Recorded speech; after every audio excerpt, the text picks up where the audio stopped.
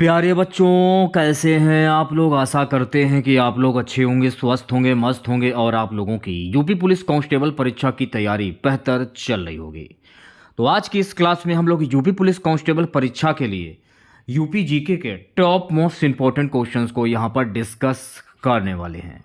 तो वीडियो काफ़ी इंपॉर्टेंट है आप लोगों के लिए, तो इस वीडियो को पूरा ज़रूर देखिए। वीडियो अच्छा लगे तो प्लीज़ वीडियो को लाइक और शेयर ज़रूर करें। अगर आप चैनल पर नए हैं और आप लोगों ने अभी तक इस चैनल को सब्सक्राइब नहीं किया है तो प्लीज़ चैनल को ज़रूर सब्सक्राइब करें और नोटिफिकेशन बेल ऑन करना ना भूलें। तो चलिए वीडियो को स्टार्ट करते हैं। खुद से प्रयास कीजिएगा इन सभी क्वेश्चंस के आंसर देने का 2 से 3 सेकंड के बाद मैं आंसर क्लियर कर दूंगा। आज के इस सेशन में पहला क्वेश्चन, उत्तर प्रदेश के राजकीय पशु वारसिंगा को किस नाम से जाना जाता है? दलदली हिरण, काला हिरण, चित्तीदार हिरण या लाल हिरण? उत्तर प्रदेश के राजकीय पशु वारसिंगा को दलदली हिरण के नाम से जाना जाता है। तो पहले क्वेश्चंस की अगर मैं बात करूं भी तो भाई पहले क्वेश्चंस का जो राइट आंसर जाएगा ऑप्शन नंबर ए के साथ में। सो गाइस, दूसरा क्वेश्चन क्या कह रहा है कि उत्तर प्रदेश के राजकीय पक्षी सारस का वैज्ञानिक नाम क्या है? उत्तर प्रदेश के राजकीय पक्षी सारस का वैज्ञानिक नाम है ग्रस इटिगोन। तो दूसरे क्वेश्चंस की अगर मैं बात करूं भी तो भाई बी ऑप्शन जो है इस क्वेश्चंस का करेक्ट आंसर हो जाएगा। अगला क्वेश्चन देखेगा, अगला क्वेश्चन क्या कह रहा है। तीसरा क्वेश्चन का, उत्तर प्रदेश का राजकीय वृक्ष अशोक किस वंश से संबंधित है? उत्तर प्रदेश का जो राजकीय वृक्ष है अशोक, ये संबंधित है शराका से, शराका राजवंश से। तो सी ऑप्शन जो है इस क्वेश्चन का करेक्ट आंसर हो जाएगा। चलिए बढ़ते हैं नेक्स्ट क्वेश्चन की ओर। उत्तर प्रदेश का राजकीय फूल पलाश किस नाम से जाना जाता है? उत्तर प्रदेश का जो राजकीय फूल है पलाश, ये जाना जाता है वन की ज्वाला के नाम से। तो चौथे क्वेश्चंस की अगर मैं बात करूंगी तो भाई डी ऑप्शन जो है इस क्वेश्चंस का करेक्ट आंसर हो जाएगा। देखिए, अगर आप लोगों को लग रहा है कि ये क्लास बहुत अच्छी है तो सभी बच्चों से रिक्वेस्ट करना चाहूंगा, प्लीज़ क्लास को लाइक और शेयर जरूर करें आप लोग। अगला क्वेश्चन देखेगा सभी बच्चे। सो गाइस, पांचवा क्वेश्चन क्या कह रहा है? पांचवा क्वेश्चन ये कह रहा है कि उत्तर प्रदेश का राजकीय खेल आधिकारिक रूप से कब घोषित किया गया था? वर्ष 2014, 2006, 2018, 1991। उत्तर प्रदेश का राजकीय खेल आधिकारिक रूप से वर्ष 2014 में घोषित किया गया। तो पांचवें क्वेश्चन की अगर मैं बात करूं तो ए ऑप्शन करेक्ट हो जाएगा। छठा क्वेश्चन देखेगा, उत्तर प्रदेश की राजकीय भाषा हिंदी के अतिरिक्त कौन सी सह आधिकारिक भाषा है? संस्कृत, उर्दू, भोजपुरी या अवधी? उत्तर प्रदेश की राजकीय भाषा हिंदी के अतिरिक्त जो है ना उर्दू जो है ये सह अधिकारिता भाषा है। तो राइट आंसर की अगर मैं बात करूं तो छठे क्वेश्चन का जो राइट आंसर जाएगा ऑप्शन नंबर बी के साथ में। सातवां क्वेश्चन देखेगा सभी बच्चे। सातवां क्वेश्चन का, उत्तर प्रदेश के राज्य चिन्ह में बनी दो मछलियां किस ऐतिहासिक शक्ति का प्रतीक हैं? गुप्त वंश, कुषाण वंश, अवध के नवाब या मौर्य वंश? उत्तर प्रदेश का राज्य चिन्ह में बनी दो मछलियां जो है ना ये अवध के नवाब ऐतिहासिक शक्ति का प्रतीक हैं। तो सातवें क्वेश्चन की अगर मैं बात करूं भी तो भाई सी ऑप्शन जो है इस क्वेश्चन का करेक्ट आंसर हो जाएगा। आठवां क्वेश्चन देखेगा सभी बच्चे। सो गाइस, आठवां क्वेश्चन क्या कह रहा है कि उत्तर प्रदेश के राज्य चिन्ह में धनुष बाण किस परंपरा से संबंधित प्रतीक है? बौद्ध परंपरा, वैदिक परंपरा, जैन परंपरा या रामायण परंपरा? तो उत्तर प्रदेश के राज्य चिन्ह में धनुष बाण जो है ना ये रामायण परंपरा से संबंधित प्रतीक है। तो आठवें क्वेश्चन की अगर मैं बात करूं तो डी ऑप्शन करेक्ट हो जाएगा। नवा क्वेश्चन देखेगा सभी बच्चे। सो गैस, नवा क्वेश्चन क्या कह रहा है? नवा क्वेश्चन ये कह रहा है कि सारस पक्षी को उत्तर प्रदेश में विशेष संरक्षण क्यों प्राप्त है? यह एक पति वाला पक्षी है, यह संकटग्रस्त प्रजाति है, यह राज्य का प्रतीक है, उपरोक्त सभी। तो नवे क्वेश्चन की अगर मैं बात करूं यह राज्य का प्रतीक है। तो सी ऑप्शन जो है गाइस इस क्वेश्चन का करेक्ट आंसर हो जाएगा। 10वां क्वेश्चन देखेगा सभी बच्चे। 10वां क्वेश्चन है, वारसिंगा मुख्यतः उत्तर प्रदेश के किस क्षेत्र में पाया जाता है? बुंदेलखंड क्षेत्र, तराई क्षेत्र, दोआब क्षेत्र या विंध्य क्षेत्र? वारसिंगा मुख्यतः उत्तर प्रदेश के तराई क्षेत्र में पाया जाता है। तो 10वें क्वेश्चन की अगर मैं बात करूं तो भाई बी ऑप्शन जो है इस क्वेश्चन का करेक्ट आंसर हो जाएगा। अगला क्वेश्चन देखेगा, पलाश वृक्ष का वानस्पतिक नाम क्या है? तो पलाश वृक्ष का वानस्पतिक नाम है ब्यूटिया मोनोस्पर्मा। तो 11वें क्वेश्चन की अगर मैं बात करूं भी तो भाई सी ऑप्शन जो है इस क्वेश्चन का करेक्ट आंसर हो जाएगा। 12वां क्वेश्चन देखेगा सभी बच्चे। सो गाइस 12वां क्वेश्चन क्या कह रहा है, उत्तर प्रदेश का राजकीय वृक्ष अशोक मुख्यतः किस कारण प्रसिद्ध है? लकड़ी प्राप्ति के लिए, धार्मिक महत्व के कारण, औषधि उपयोग के कारण, सजावटी वृक्ष होने के कारण। उत्तर प्रदेश का राजकीय वृक्ष अशोक मुख्यतः धार्मिक महत्व के कारण ये प्रसिद्ध है। तो भाई 12वें क्वेश्चन की अगर मैं बात करूं भी तो बी ऑप्शन जो है इस क्वेश्चन का करेक्ट आंसर हो जाएगा। अगला क्वेश्चन देखेगा 13वां क्वेश्चन है, उत्तर प्रदेश का राज्य चिन्ह पहली बार कब अपनाया गया था? वर्ष 1950, वर्ष 1937, वर्ष 1956, वर्ष 1962। तो उत्तर प्रदेश का राज्य चिन्ह पहली बार अपनाया गया था वर्ष 1937 में। तो भाई 13वें क्वेश्चन की अगर मैं बात करूं तो बी ऑप्शन करेक्ट हो जाएगा। अगला क्वेश्चन देखेगा 14वां, उत्तर प्रदेश के राज्य चिन्ह में लिखे आदर्श वाक्य का अर्थ क्या है? सत्य की ही विजय होती है, धर्म रक्षा करता है, सत्य धर्म और न्याय, परिश्रम ही पूजा है। राइट आंसर की अगर मैं बात करूं सत्य की ही विजय होती है, ऑप्शन नंबर ए जो है गाइस इस क्वेश्चन का करेक्ट आंसर हो जाएगा। अगला क्वेश्चन देखेगा सभी बच्चे। 15वां क्वेश्चन है, उत्तर प्रदेश के राजकीय खेल हॉकी का संबंध किस खेल संघ से है? भारतीय ओलंपिक संघ, उत्तर प्रदेश ओलंपिक संघ, हॉकी इंडिया, भारतीय खेल प्राधिकरण। तो उत्तर प्रदेश के राजकीय खेल हॉकी का संबंध जो है ना हॉकी इंडिया से है। तो भाई 15वें क्वेश्चन की अगर मैं बात करूं भी तो सी ऑप्शन करेक्ट हो जाएगा। अगला क्वेश्चन देखेगा सभी बच्चे।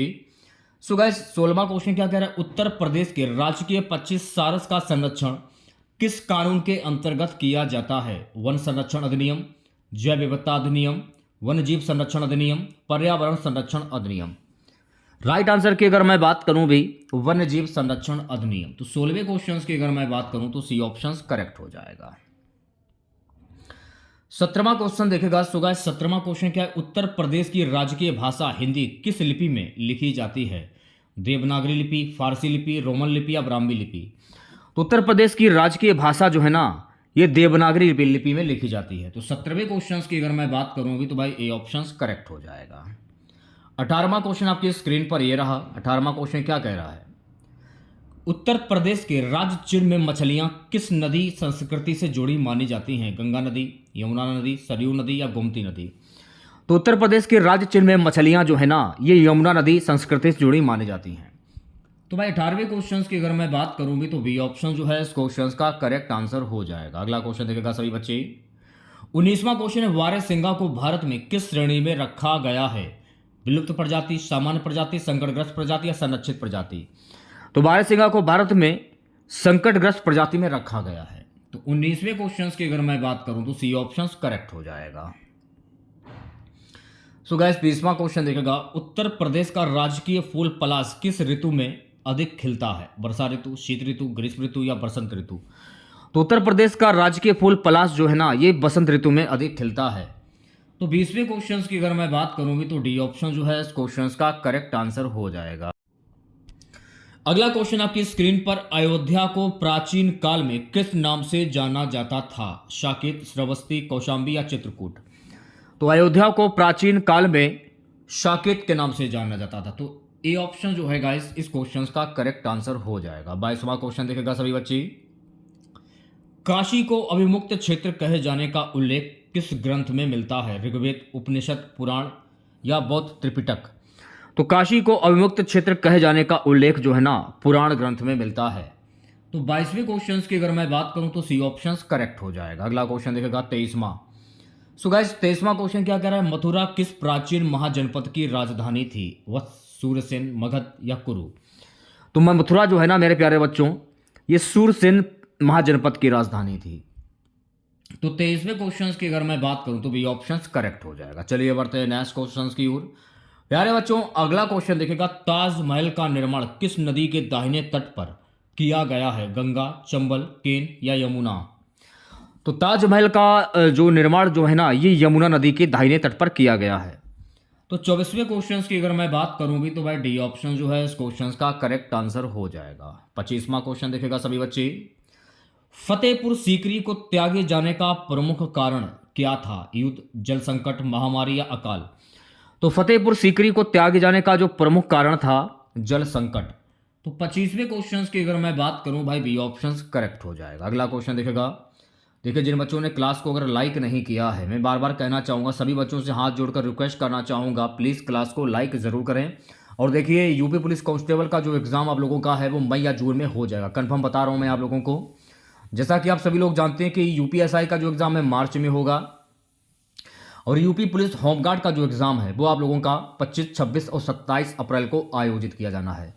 तो गिने चुने दिन आप लोगों के पास बचे हुए हैं, जो भी महीने आप लोगों के पास बचे हैं, अगर आप जीरो से भी तैयारी करते हो तो भी आप लोगों का सिलेक्शन अभी भी हो सकता है, क्योंकि दिन धीरे धीरे कमी हो रहे हैं। इसलिए मैं आप लोगों को बोल रहा हूँ, वो मर्जी आपकी, तैयारी करते हैं या नहीं करते हैं। बस एक बात आप सोचिएगा कि आपके माँ बाप ने आपको कैसे पढ़ाया है, कितना परिश्रम किया, तब जाकर आप पढ़े हो। अब आपका कर्तव्य बनता है कि आप अपने माँ बाप का सपना पूरा करें, जिससे उनका भी सीना जो है गर्व से चौड़ा हो कि हाँ, मेरा बेटा पुलिस में चला गया, यानी पुलिस की वर्दी आ चुकी है। और आप लोगों का भी सपना होगा कि मैं पुलिस में जाऊं। तो 2 साल के बाद वैकेंसी आई है, तो जो भी गलतियां आप कर रहे हो वो गलतियां कतई ना करें। अगर आप पढ़ाई नहीं करें, अगर आप सीरियस नहीं हो तो सीरियस हो जाइए। आगे आपकी मर्जी, आप क्या करते हो क्या नहीं करते हो। क्लासें आप लोगों की चल रही है, देखिए या ना देखिए वो आपकी मर्जी है। अगला क्वेश्चन है गाइस, अयोध्या किस नदी के तट पर स्थित है? सरयू, गोमती, गंगा या यमुना? तो मैं आपको बता देना चाहता हूं कि अयोध्या जो है ना, ये सरयू नदी के तट पर स्थित है। तो 26वें क्वेश्चन की अगर मैं बात करूं तो ए ऑप्शन करेक्ट हो जाएगा। चलिए बढ़ते हैं नेक्स्ट क्वेश्चन की ओर। अगला क्वेश्चन देखेगा 27वां क्वेश्चन क्या कह रहा है कि काशी विश्वनाथ मंदिर का वर्तमान स्वरूप किसके प्रयास से बना? अकबर, रानी अहिल्याबाई होलकर, शाहजहां या औरंगजेब? तो काशी विश्वनाथ मंदिर का वर्तमान स्वरूप जो है ना, रानी अहिल्याबाई होलकर के प्रयास से बना। तो 27वें क्वेश्चन की अगर मैं बात करूं तो बी ऑप्शन करेक्ट हो जाएगा। अगला क्वेश्चन देखेगा, अगला क्वेश्चन है मेरे प्यारे बच्चों, मथुरा कला शैली का सर्वाधिक विकास किस काल में हुआ? मौर्य, शुंग, कुषाण या गुप्त? तो मथुरा कला शैली का सर्वाधिक विकास जो है ना, कुषाण काल में हुआ। तो 28वें क्वेश्चन की अगर मैं बात करूं तो सी ऑप्शन करेक्ट हो जाएगा। 29वां क्वेश्चन देखेगा, ताजमहल के चारों मीनारों को हल्का बाहर की ओर झुकाकर क्यों बनाया गया? सौंदर्य कारण, धार्मिक कारण, वास्तु दोष या भूकंप सुरक्षा? तो ताजमहल के चारों मीनारों को हल्का बाहर की ओर झुकाव इसलिए बनाया गया, भूकंप सुरक्षा। तो भाई 29वें क्वेश्चन की अगर मैं बात करूं तो डी ऑप्शन करेक्ट हो जाएगा। अगला क्वेश्चन देखेगा 30वां। अगला क्वेश्चन है मेरे प्यारे बच्चों की, फतेहपुर सीकरी का निर्माण किस सूफी संत की स्मृति में हुआ? शेख सलीम चिश्ती, ख्वाजा मोइनुद्दीन चिश्ती, निजामुद्दीन औलिया, बाबा फरीद? तो फतेहपुर सीकरी का निर्माण जो है ना, शेख सलीम चिश्ती की स्मृति में हुआ। तो 30वें क्वेश्चन की अगर मैं बात करूं तो ए ऑप्शन करेक्ट हो जाएगा। अगला क्वेश्चन देखेगा, काशी को मोक्ष नगरी क्यों कहा जाता है? गंगा स्नान के कारण, शिव निवास के कारण, मृत्यु के बाद मोक्ष की मान्यता, प्राचीन शिक्षा केंद्र होने से? तो काशी को मोक्ष नगरी क्यों कहा जाता? तो काशी को मोक्ष नगरी, मृत्यु के बाद मोक्ष की मान्यता। तो भाई 31वें क्वेश्चन की अगर मैं बात करूं भी तो सी ऑप्शन करेक्ट हो जाएगा। अगला क्वेश्चन देखेगा सभी बच्चे। सो गाइस, अगला क्वेश्चन है, अयोध्या किस ऐतिहासिक ग्रंथ से सर्वाधिक संबंधित मानी जाती है? महाभारत, पुराण, रामायण या वेद? तो राइट आंसर की अगर मैं बात करूं रामायण, तो ऑप्शन नंबर सी जो है गाइस इस क्वेश्चन का करेक्ट आंसर हो जाएगा। अगला क्वेश्चन देखेगा सभी बच्चे। सो गाइस 33वां क्वेश्चन क्या कह रहा है कि ताजमहल में प्रयुक्त संगमरमर कहां से लाया गया था? जयपुर, मकराना, उदयपुर या जोधपुर? तो ताजमहल में प्रयुक्त संगमरमर जो है ना, मकराना से लाया गया था। तो भाई 33वें क्वेश्चन की अगर मैं बात करूं भी तो बी ऑप्शन करेक्ट हो जाएगा। अगला क्वेश्चन देखेगा 34वां। फतेहपुर सीकरी किस जिले में स्थित है? मथुरा, फिरोजाबाद, आगरा या अलीगढ़? तो मेरे प्यार जो फतेहपुर सीकरी जो है ना, ये आगरा जिले में स्थित है। तो 34वें क्वेश्चन की अगर मैं बात करूं भी तो सी ऑप्शन करेक्ट हो जाएगा। अगला क्वेश्चन देखेगा 35वां। मथुरा किस नदी के बाएं तट पर स्थित है? गंगा, चंबल, यमुना या गोमती? तो मेरे प्यारे बच्चों मथुरा जो है ना, ये यमुना नदी के तट पर स्थित है। तो 35वें क्वेश्चन की अगर मैं बात करूं भी तो सी ऑप्शन करेक्ट हो जाएगा। अगला क्वेश्चन देखेगा 36वां। 36वां क्वेश्चन है गाइस कि ताजमहल को यूनेस्को विश्व धरोहर सूची में कब शामिल किया गया? 1978, 1981, 1983, 1986? तो ताजमहल को यूनेस्को विश्व धरोहर सूची में वर्ष 1983 में शामिल किया गया। तो 36वें क्वेश्चन की अगर मैं बात करूं भी तो सी ऑप्शन करेक्ट हो जाएगा। अगला क्वेश्चन देखेगा 37वां। सो गाइस 37वां क्वेश्चन है, काशी का प्राचीन नाम क्या था? वाराणसी, अवंतिका, कौशाम्बी या श्रावस्ती? काशी का प्राचीन नाम जो था ये था वाराणसी। तो भाई 37वें क्वेश्चन की अगर मैं बात करूं तो ए ऑप्शन करेक्ट हो जाएगा। अगला क्वेश्चन देखेगा 38वां। 38वां क्वेश्चन, अयोध्या वर्तमान में किस मंडल में स्थित है? अयोध्या मंडल, बस्ती मंडल, गोरखपुर मंडल, प्रयागराज मंडल। तो अयोध्या वर्तमान में अयोध्या मंडल में स्थित है। तो 38वें क्वेश्चन की अगर मैं बात करूंगी तो भाई ए ऑप्शन करेक्ट हो जाएगा। अगला क्वेश्चन देखेगा 39वां क्वेश्चन क्या कह रहा है कि ताजमहल किस स्थापत्य शैली का उत्कृष्ट उदाहरण है? राजपूत, फारसी, मुगल, इंडो इस्लामिक। तो मेरे प्यारे बच्चों, ताजमहल जो है ना, ये इंडो इस्लामिक शैली का उत्कृष्ट उदाहरण है। तो 39वें क्वेश्चन की अगर मैं बात करूं तो डी ऑप्शन करेक्ट हो जाएगा। अगला क्वेश्चन देखेगा 40वां, फतेहपुर सीकरी की बुलंद दरवाजा किस विजय की स्मृति में बनाया गया? मेवाड़ विजय, गुजरात विजय, बंगाल विजय या दक्कन विजय। तो फतेहपुर सीकरी का जो बुलंद दरवाजा है ना, ये गुजरात विजय के स्मृति में मनाया गया। तो 40वें क्वेश्चन की अगर मैं बात करूं तो बी ऑप्शन करेक्ट हो जाएगा। अगला क्वेश्चन देखेगा, प्राचीन काल में कौशाम्बी किस महाजनपद की राजधानी थी? मगध, कौशल, वत्स या अंग। तो प्राचीन काल में जो कौशाम्बी थी ना, ये वत्स की जनपद की राजधानी थी। तो 41वें क्वेश्चन की अगर मैं बात करूं तो सी ऑप्शन करेक्ट हो जाएगा। 42वां क्वेश्चन देखेगा सभी बच्चे। 42वां क्वेश्चन है, श्रावस्ती नगर का सर्वाधिक ऐतिहासिक महत्व किस कारण से है? अशोक के शिलालेख, बुद्ध का सर्वाधिक प्रवास, जैन तीर्थंकरों का जन्म, मौर्य प्रशासनिक केंद्र। तो श्रावस्ती नगर का सर्वाधिक ऐतिहासिक महत्व जो है ना, बुद्ध का सर्वाधिक प्रवास। तो 42वें क्वेश्चन की अगर मैं बात करूंगी तो बी ऑप्शन करेक्ट हो जाएगा। अगला क्वेश्चन देखेगा सभी बच्चे। सो गाइस, 43वां क्वेश्चन हमारा है कि कन्नौज का त्रिकोणीय संघर्ष किन 3 शक्तियों के बीच हुआ था? पाल, प्रतिहार, चालुक्य। पाल, प्रतिहार, राष्ट्रकूट, राष्ट्रकूट, चालुक्य, पाल, प्रतिहार, चालुक्य, चोल। तो कन्नौज का त्रिकोणीय संघर्ष जो है ना, राष्ट्रकूट, चालुक्य और पाल के बीच, शक्तियों के बीच में हुआ था। तो 43 क्वेश्चंस की अगर मैं बात करूं तो सी ऑप्शन करेक्ट हो जाएगा। चलिए बढ़ते हैं नेक्स्ट क्वेश्चंस की ओर। अगला क्वेश्चन दिखेगा, उत्तर प्रदेश में स्थित अयोध्या को प्राचीन ग्रंथों में किस नाम से जाना गया है? साकेत, कौशाम्बी, श्रावस्ती या विदिशा। तो उत्तर प्रदेश में स्थित अयोध्या को प्राचीन ग्रंथों में साकेत के नाम से जाना गया है। तो भाई 44वें क्वेश्चन की अगर मैं बात करूं तो ए ऑप्शन करेक्ट हो जाएगा। चलिए बढ़ते हैं नेक्स्ट क्वेश्चन की ओर प्यारे बच्चों। अगला क्वेश्चन देखेगा, गुप्त काल में उत्तर प्रदेश का कौन सा नगर सांस्कृतिक केंद्र के रूप में प्रसिद्ध था? प्रयाग, काशी, मथुरा या अयोध्या। तो गुप्त काल में उत्तर प्रदेश का मथुरा नगर जो है ना, ये सांस्कृतिक रूप के रूप में प्रसिद्ध था। तो राइट आंसर की अगर मैं बात करूं तो भाई 45वें क्वेश्चन का जो राइट आंसर जाएगा ऑप्शन नंबर सी के साथ में। चलिए बढ़ते हैं नेक्स्ट क्वेश्चन की ओर। अगला क्वेश्चन देखेगा सभी बच्चे, मध्य काल में बनारस को शिक्षा का प्रमुख केंद्र बनाने वाला शासक कौन था? अकबर, हर्षवर्धन, शेरशाह सूरी या फिर जहांगीर। तो मध्य काल में बनारस को शिक्षा का प्रमुख केंद्र बनाने वाला जो शासक था, ये था हर्षवर्धन। तो 46वें क्वेश्चन की अगर मैं बात करूं तो भाई बी ऑप्शन करेक्ट हो जाएगा। चलिए बढ़ते हैं नेक्स्ट क्वेश्चन की ओर। अगला क्वेश्चन देखेगा सभी बच्चे, फतेहपुर सीकरी को राजधानी बनाने का प्रमुख कारण क्या था? सैन्य सुरक्षा, व्यापारिक सुविधा, सूफी संत सलीम चिश्ती, गंगा की निकटता। तो फतेहपुर सीकरी को राजधानी बनाने का प्रमुख जो कारण था, सूफी संत सलीम चिश्ती। तो 47 क्वेश्चन की अगर मैं बात करूं तो सी ऑप्शन करेक्ट हो जाएगा। 48वां क्वेश्चन देखिएगा। 48वां क्वेश्चन क्या कह रहा है, उत्तर प्रदेश में 1857 की क्रांति की शुरुआत किस स्थान से मानी जाती है? कानपुर, झांसी, मेरठ या लखनऊ। तो मेरे प्यारे जो उत्तर प्रदेश में 1857 की क्रांति की जो शुरुआत जो है ना, मेरठ से मानी जाती है। तो 48 क्वेश्चंस की अगर मैं बात करूं तो सी ऑप्शन करेक्ट हो जाएगा। चलिए बढ़ते हैं नेक्स्ट क्वेश्चंस की ओर। अगला क्वेश्चन देखेगा, 1857 के विद्रोह में कानपुर का नेतृत्व किसने किया था? बेगम हजरत महल, नाना साहेब, तात्या टोपे या कुंवर सिंह। तो 1857 के विद्रोह का नेतृत्व जो है ना, ये किया था तात्या टोपे ने।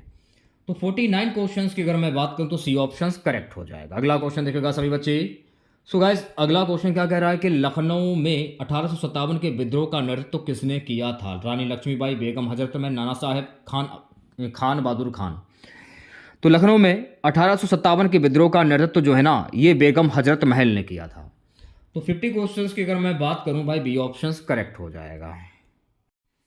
अगला क्वेश्चन है कि काकोरी कांड 1925 का मुख्य उद्देश्य क्या था? ब्रिटिश अधिकारियों की हत्या, हथियार लूटना, सरकारी धन लूटकर क्रांति को वित्त देना, या जेल तोड़ना।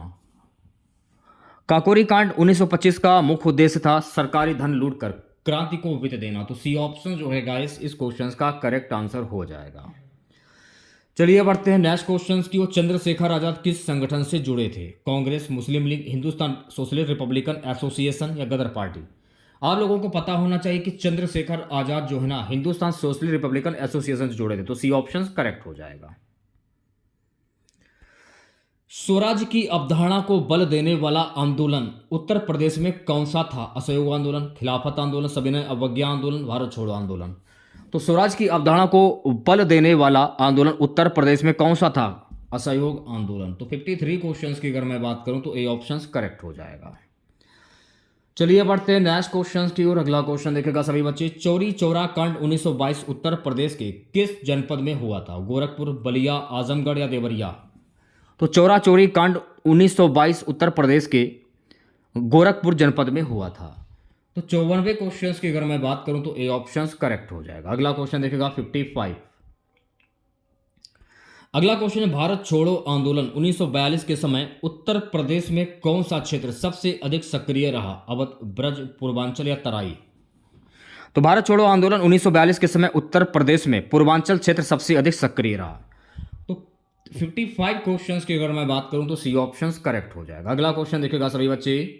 सो गाइस अगला क्वेश्चन है कि बलिया को बागी बलिया क्यों कहा जाता है? 1857 की क्रांति, 1942 में समानांतर सरकार, किसान आंदोलन, स्वदेशी आंदोलन?